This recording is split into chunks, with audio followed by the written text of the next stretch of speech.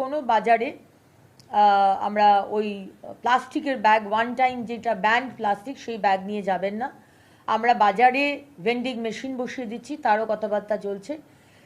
ইনকেস যদি বাড়ি থেকে আনতে ভুলে যান ব্যাগ, তাহলে ওই ভেন্ডিং মেশিন থেকে পয়সা দেবেন, 10 টাকা 15 টাকা 5 টাকা যেরকম দাম হবে, আর ওই ব্যাগটা নিয়ে দেবেন। ওই ব্যাগটা এমনভাবে ডিজাইন করতে বলেছি যেটা অ্যাগেন প্লাস্টিক তো হবেই না।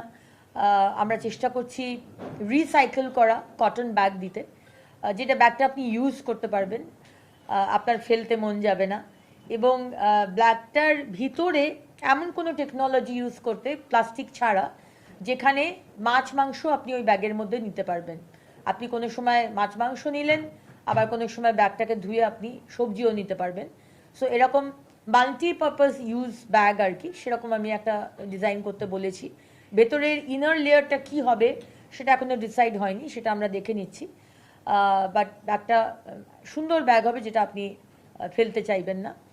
এবং কিছু কিছু গ্লাস, পেপার গ্লাস, কিন্তু পেপার হয়তো বাইরেটা পেপারের, ভিতরে একটা ফিল্ম লাগানো আছে যেটা উইচ ইজ প্লাস্টিক, তো সেই গ্লাসও কিন্তু আমরা ইউজ করতে দেব না।